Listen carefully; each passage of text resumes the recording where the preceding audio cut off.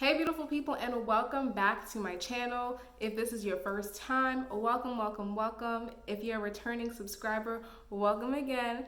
I am so excited to be bringing you today's video, which is a collaboration with me, Daily Dose of Melanin, and Shonna Missy Me HD. We're going to be bringing you the 5 major keys to success in medical school and residency. I'm going to let Shonna introduce herself in a minute, but before we get into the video, you know what to do. Subscribe, like, comment, share, do all that. All that. And you can get Shonna's information in the description box below. Follow her on Instagram and her YouTube channel and on TikTok. All right, guys, let's jump on in. If you walking into my life. All right. Hey, Shonna, what's going on? Hey, girl. How are you? I'm good. I'm so excited to finally be doing this collaboration. Me too. It took forever, but we are here, and that's all that matters. We made it. It's fine. And we're going to work on our time management, like one of the tips we're going to talk about today. But I'm going to have you just introduce yourself for the viewers. Of course. Hey, guys. I'm Shonna missyme, and I am a second-year resident, currently completing my anesthesiology residency. All right, cool. And you guys know me. Monique. I am my second year of medical school, military medical school. So I'm in the Air Force. So that's a fun time altogether. So Shonna, what are your top 5 things that you think helped you out? So I think my top 5 things were obviously time management, of course, and then figuring out what the best study habits and techniques were for myself. Also, learning how to separate work life or school life and then your social life, and incorporating enough self-care to be able to handle all the madness, as well as having the right mindset as far as competition, because a lot of times we tend to compete with each other when really the competition lies within ourselves. And we'll talk about that a little later. And then also knowing that medicine is not everything. How about you? So we overlap on the time management. I'm big on the self-care. Like, I don't study on weekends. Friday afternoon to Sunday is my time. So sorry to the plan.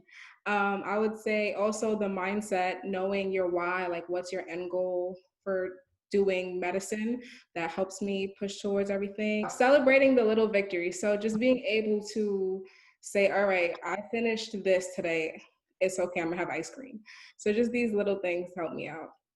Yes, I definitely agree. And I want us to just, kind of talk a little more about each one. And I'm going to try my best not to really talk about my med school years, even though like it tends to come up all the time, and try to keep it relevant to residency. But there is so much, I just want to say before we begin, there's so much overlap between the two. As far as med school is more the textbook knowledge and learning how to identify diseases and, starting to develop your management plan and things like that, where residency is more of a hands-on thing, but at the same time, they're still very demanding. Both are demanding and both require a lot of attention, focus, time, sacrifice, dedication, all those things. And so I think what you guys will find is that there is a ton of overlap between the two, in that even though you're in medical school, you may, be a 4th year about to graduate, you're gonna, be on your way to residency. Trust me, the madness does not end. You do not stop learning. Good to know. And just as busy as you were before. So a lot of this stuff is definitely applicable to anyone who's a pre-med right now, if you're currently in med school, or even if you're on your way to residency. And I'm sure it doesn't stop if you're like us, who do 1,000 things in addition to just. Exactly. So, exactly. So I think. So as far as time management, what was the biggest thing for you? Like, what was happening in med school or during your first year that made you realize you needed to kind of restructure things and get a better hold of your time management? The biggest thing was honestly COVID. So with my school, we transitioned to distance learning. And I was used to having like a schedule of like, okay, I go into school at 7:30 in the morning. I'm gonna bang everything out by 2 o'clock. And once I go home, I don't do anything.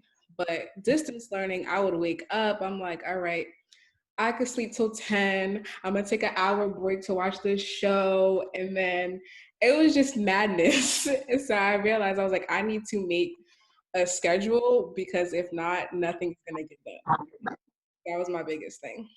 I've always been a planner lover though, but this is Okay. different. What about I'm you? glad I'm glad you said that because I want to just emphasize that like even if you're a person who is a planner lover or you love schedules and you stick to calendars and dates and stuff like that, this is still hard because I'm very particular like that as well, and I like to know times and dates, and I don't like to miss deadlines. It's very hard. So I just would piggyback off of what you're saying. Now, for me, COVID was a little different. COVID actually gave me some relief, believe it or not, uh, because so much kind of happened with the hospitals and they cut back on surgeries and people weren't coming as much. So we weren't as busy. It's definitely picked back up by now, but we weren't as busy. But for me, I think that um, transitioning from med school to residency is well, it's a transition in itself, obviously, because you're doing a lot less studying and a lot more working, and you still have to study. So if that makes sense. So in med school, where 90% of your education comes from a textbook and whatever little bit you learn on your rotations, in residency, 90% of your education comes from your hands-on, and you still have to fit that extra time in to study and learn things that are going to be tested, but that you may not necessarily see in practice. And I think that that transition right there was pretty tough. And for anesthesia specifically, you typically have like a month called boot camp month or whatever. It's usually July, the first month of every academic year, where you learn so much information about anesthesia because eventually you have to be on your own in the OR with patients, right? So you have to know what you're doing. And it's literally lecture after lecture after lecture after lecture after lecture. And it's so much. And I literally have not posted a YouTube video in 2 weeks, maybe 3. I have not posted a TikTok in like almost 2 weeks. And I haven't even responded to my Instagram messages to, the followers who message me all the time because I've just been that busy. And so I honestly haven't got a hold on my time management right now as an anesthesia resident. I think as an intern when I was on the internal medicine floors, it was a little different because things are a lot more slower paced. Plus I was an intern. The attendings knew that I wasn't going to be there next year. It's not that I just had to learn every freaking study for diabetes and hypertension, but it's different with anesthesia because this is what I'm going to be doing, right? And I have to know it all. I have to know as much as I can know for the exams, for patient safety, for myself, so I'm like an idiot, right? And I have not figured it out yet. That is terrifying. Basically, I'm just shut off social media. I haven't worked out in the last month or so. I may go like once or twice a week, but that's nothing compared to what I usually do. And I'm literally still figuring it out. But what I'm learning is that even though you need as much sleep and rest as possible, there are only so many hours in a day, right? And I would love to watch, NBA all day long. I'm a basketball fan and I love what they're doing in the bubble. Go Rockets. But anyway, I would love to do that all day long, but like I literally just can't. And so for me, time management has become a point of sacrifice yet again. Because I was there earlier in med school. I was there at the time I had to sacrifice everything just to pass, right?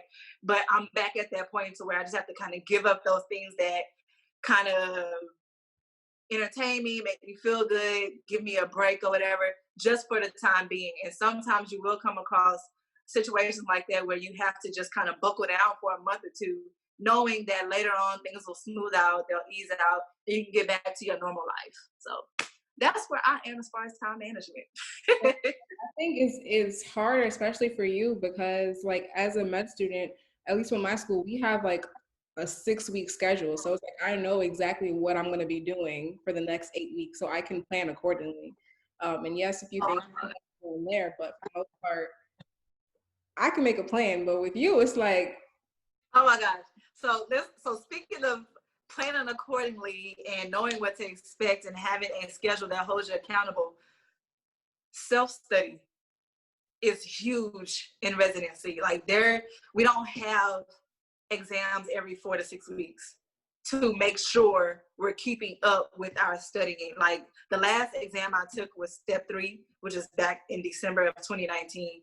I don't take another exam that means anything until February of 2021. So you talk about a whole year of no type of, you know what I mean? Like there's no exam, there's no tests, there's no quizzes, no one asking me anything. Like it is so important that in residency that you still continue to study, even though you feel like you don't have to, you feel like you have time, you feel like, oh, I can put it off to this, So self-discipline and self-motivation is huge. And again, like you have a set schedule of what you need to cover for an exam, and I'm finding myself having to create my own, because if I don't, I'll get to like December, right, and I have 2 or 3 months left to cover a 2,000 page textbook.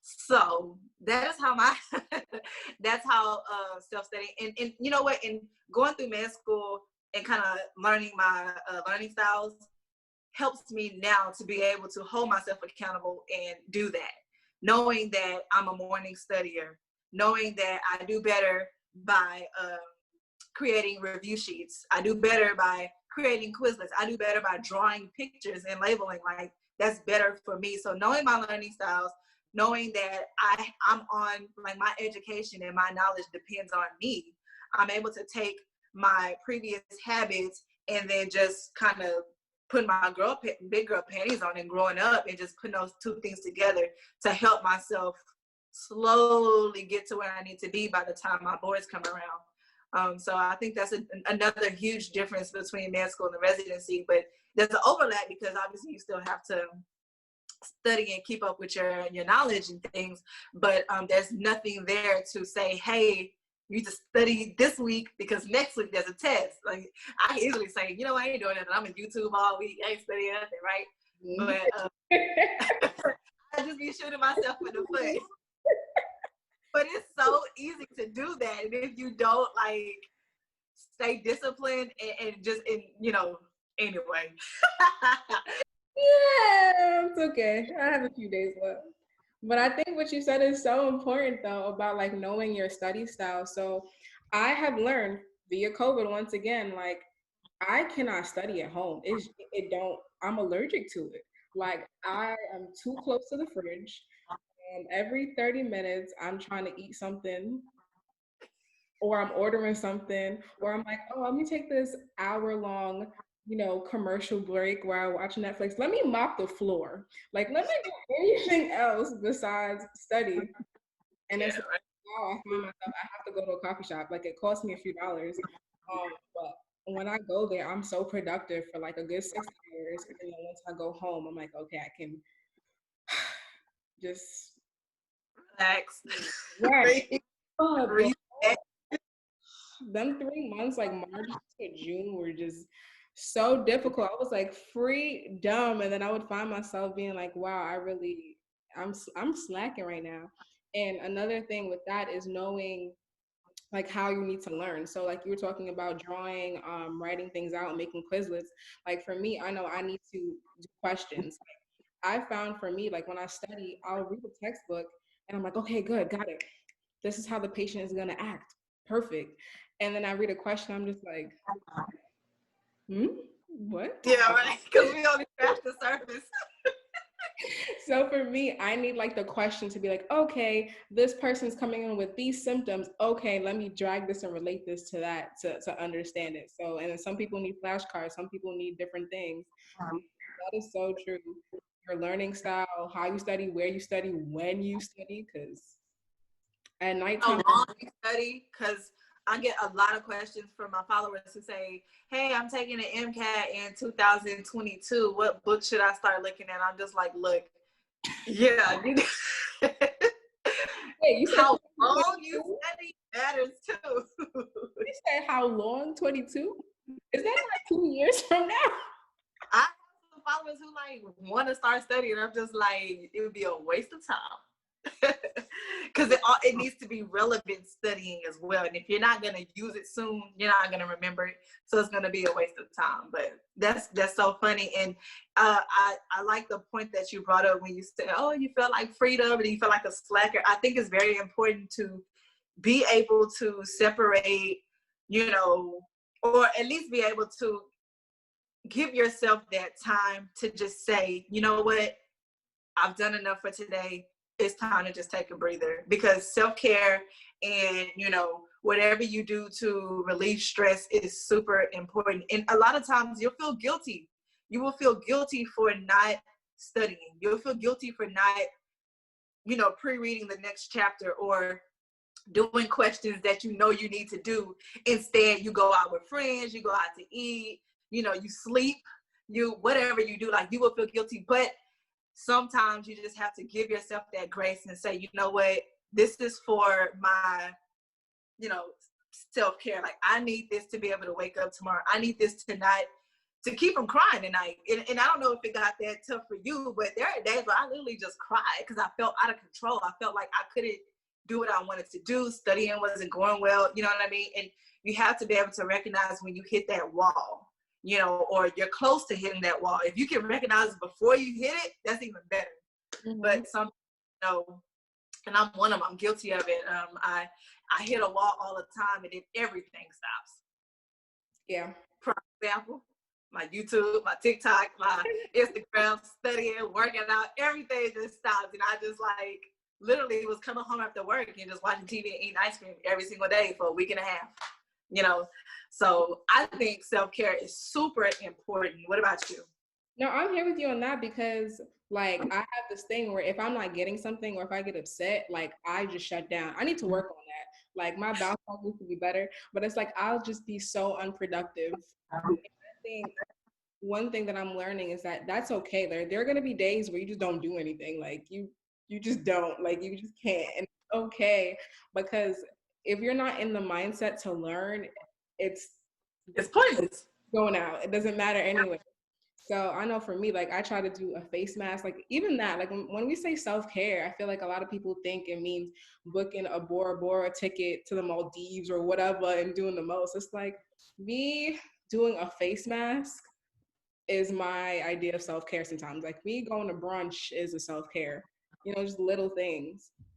And that's, girl, it's so funny that you say that, because like my self-care is literally just turning my brain off.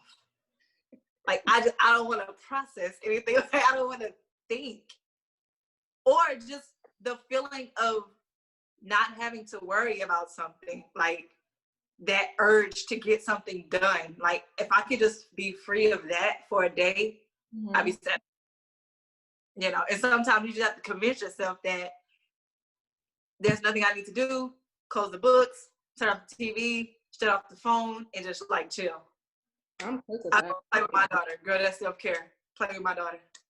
I'm with that. Like, I can't, don't ask me any questions because I won't have any answers for you on today. So sorry to tell you this, but and I know it could sound like so depressing, and sometimes it feels hey, hell, it may even get that way. I know some people who was on antidepressants in med school or whatever, and it is what it is. But I think what helped me, and you know, you chime in too, is understanding where the real fight and the real struggle is. And if you know what you're looking for, what your prize is at the end of the day, you find a way to just make it through through those hard times. And I know for me, one of the key things for me was realizing and understanding and accepting the fact that I was my biggest enemy. You know, if I did not wake up saying, hey, today is a new day, shake it off. You know, today is a day that you're going to get through what you said you wanted to get through. Like,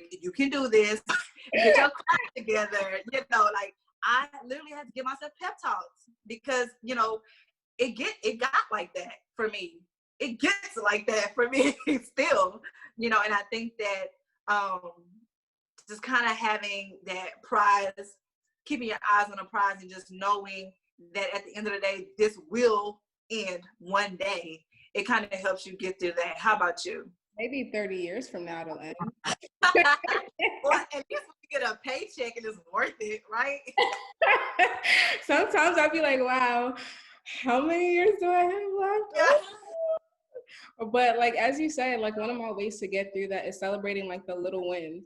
Literally a little win for me is I have multiple like when we talked about time management, I have multiple planners. So I have a big calendar, I have the planner on my calendar because I like to write things out. I have the calendar on my phone. I have like 3 different synced calendars, and then I have like a written to-do list every day.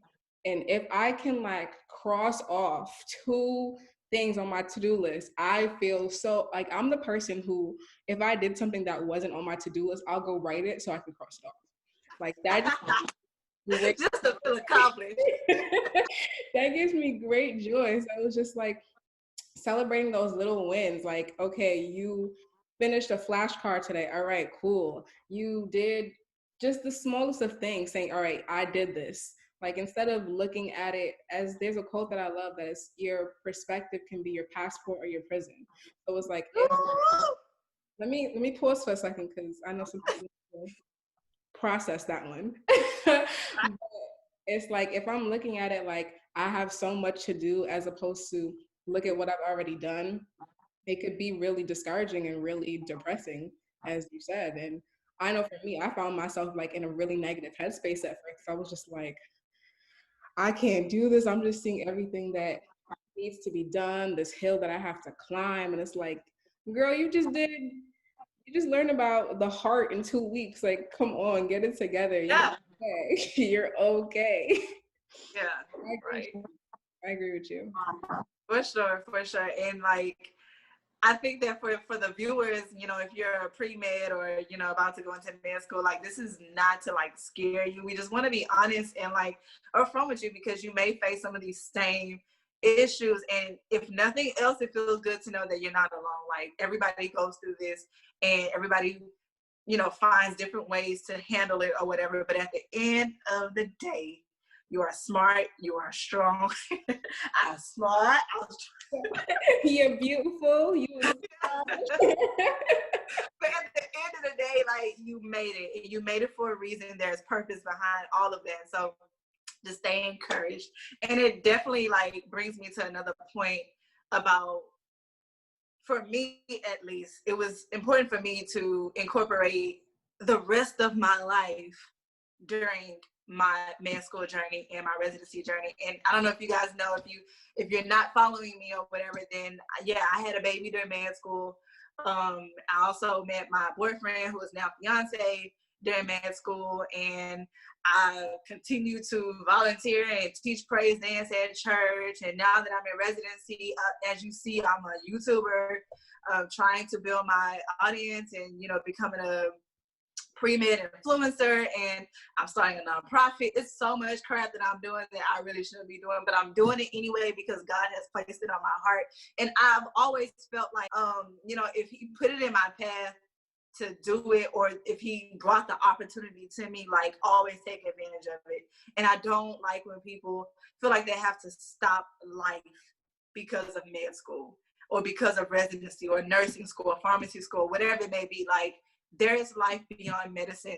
And what you don't want to do is get to the end of your educational journey and then realize that you've closed off everybody, you know, along the way, and you have no one to celebrate with, or there's no one there to really appreciate your journey because you shut them off. Mm-hmm. Or, you know what I mean? Or just say, hey, you know, I met somebody who did this and did that. I wish I would have did it 5 years ago. Like, I wish I would have started this process as a pre-med, low-key. Like, I'm doing it as a resident, and it is what it is, but I should have did this like a long time ago. But I just want to encourage you guys that, you know, even though we talk about how time consuming it is and how much you have to sacrifice and how much you have to be dedicated, you still have to live your life, because after medicine is over, when you come home from work, you come home from med school, what do you have left? And you have to continue to water those seeds as well. No, I agree with you so much because while I didn't, you know, get engaged and have a child, I didn't do all that, you know. But Like one of the biggest things, and I find this so funny. So my followers know I like to go on vacation. Like I have a vacation fund. Like I don't play. Um, and I remember, so in med school, you still have spring break, not so much in residency, like, but you still have spring break. You still have, don't tell them that. But you have winter break, so you have like this much time off. I remember I was talking to my friend before we went on spring break, and I was like, "Where are you going?" And they were like, "Nowhere, just going home." And I'm like, "Oh no, you need to go someplace. Like, go to Mexico. Go. I went to. I think I went to New Orleans. Go somewhere." And it was just so funny because they decided to go, and as soon as we came back, COVID hit, and they were like, "Yo, thank you so much for telling me to go someplace." Yes. So upset. So Yes. that's just to say, like, you can still travel, by the way, but also like don't put your life on hold. Like do things that you like to do. It's one of those things where you have to. One of the things I like to what I heard was it's not a work-life balance. It's like a seesaw. Like some days it's this, some days it's. Oh my God. I've never heard that, but that is probably the perfect way to explain it because it's never going to be like this 50-50, 60-40. There's no consistency with this journey unless you're just like super antisocial and able to 100% focus, on school and medicine or whatever. But other than that, no, it is exactly what she said, a seesaw. And some days I'm like, study, study, study. Ooh, I'm getting it. Yay, questions right, blah, blah, blah. And some days I'm just like, I want fajitas. What time you gonna be home? Like, let's go out. Let's go have fun. Right. And then some days it's just like, I don't want to do Nothing. like, I'm done. Today is over. Like, It's really bad when you have a day where the day is over at like 10 a.m. Those days suck. But they happen. Like, it's real. Like, it happens. But yeah, I'm so weak because you said 10 a.m. I was fully expecting to say like 2. You said I know. yeah, I always say like that's a 2 p.m. problem. That's good. If I get from 6 to 2 p.m. without somebody pissing me off or without feeling tired or needing my third or fourth coffee for the day, that's a good day.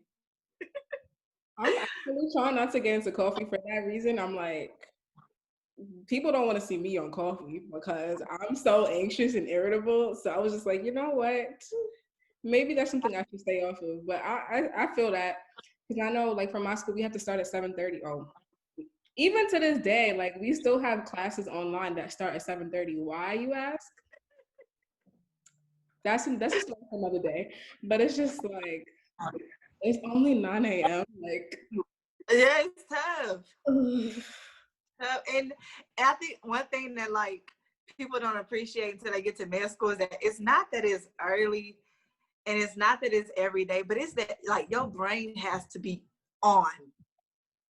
Okay, you can't just like be awake and just be there. Like you have to be legit there. And that's the part that's exhausting. yeah, it's I exhausting. don't know how else to. It's the amount of information too, because like if it was spaced out, you would be fine. Because the information is not that difficult. It really isn't No, that. no, it's not complex. Not a lot of it. Learning, for example, like I just said, literally we learned the heart, lungs, and kidneys in 6 weeks. What? And I mean, learn how it works, all the things that can go wrong with it, medications that you got to use to treat it, and then you're just like, huh? Mind you guys, there are complete different specialties for each one of those systems. Okay, there's a heart specialist, there's a lung specialist, there's a kidney specialist, which lets you know there's a crap ton of things about each one. And if you're learning it in 6 weeks, yes, I remember those days and I feel bad for you, but you will get through love. You will make it. It's great. It's all fine. It's Get there. But yeah, like I hope this video was a little, give you guys a little insight on what we felt like were the biggest things that either helped us get through med school or getting through med school as I, get through residency. And like I said, a lot of it overlaps and doesn't really change. It's like a good 8 to 12 years of the same old, and that commitment and dedication, it doesn't go anywhere. the learning. Even when I'm done and I've taken my boards and I'm certified and I'm making my bags and whatnot, like you still have to stay up to date with research and the latest recommendations, and you still have to retest like every 5 or whatever years to stay certified. So this really is a lifetime commitment, and you're going to be a lifelong learner. So once you master your pre-med and you master your med school and you master your residency, then like after that it probably seems like nothing, but you still have to find ways to appreciate each stage along the journey and take what you learn from one, because you will likely apply it in the next one. I remember like I learned that little snippet that you had to retest when you became a doctor, but I learned that when I was already in med school. I was like, huh? What do you mean? I know, right? It's so many little secrets that come out like after you already gotten into it. Like, I was that one fool who didn't know that you can't just become whatever doctor you want to become. Like it's based off of grades and then who if you can get that right letter of recommendation if you end up at that right medical school. So there's a lot of things to learn, and yeah. Here, like we're trying to reveal some of these secrets so that you don't have to find out or fall into this information like we did, so that you can be prepared and probably run. But it's fine, don't run. You either run away or you run towards it, prepared, fully knowledgeable of what to expect. Right. And that's the difference between people who like go after this and actually make it versus people who go after this and crumble and fall because they had no idea what to expect, and what they get is just overwhelming and they can't take it, and it happens. And if you're one of those people who have tried and you have like failed or hit a wall or whatever, like it is never too late, and the best thing you can do is to educate yourself before reattempting, if you're going to reattempt, or even if you go into a different field. Either way it goes, like preparation is key. Like knowing what you need to do, knowing the qualifications, knowing what's the best this, best that. Just if you can find a way, trust me, there's somebody on YouTube talking about it. Find a channel, watch all their videos, stop their life, and then go for it, and you can do it too. Yeah, find a channel, preferably ours. And I know I'm not everybody's flavor, so I get that, but find somebody's, okay? Anybody that's out there trying to help you guys. Yeah, there's so much information out there. It's just a matter of going to find it and get it. So we totally hope that this video is helpful to you guys. Please write in the comments, share with your friends who are pre-med thinking about it, who are crying because they're in med school or residency right now. Just share with them, it's fine. Or laugh at us. Or you pre-meds, because it's some pre-meds out there who's struggling right now, who crying too, who GPA is, a 2.8, and they like wondering like how they're gonna do it. So we didn't forget about you guys too. And I also have like a lot of viewers who are like in high school. This is not Grey's Anatomy. It's not. The only time I felt like I was in Grey's Anatomy, like, I'm not gonna hold y'all, the only time I felt that way was when I went to dissection lab, like with the cadaver. I was like, oh yeah. Like that's it. And I actually learned what the template was. Like I didn't know what it was before that and what a Kelly clamp was. But other than that, like it's not Grey's Anatomy. The only time I feel like it was Grey's Anatomy is when I got pimped.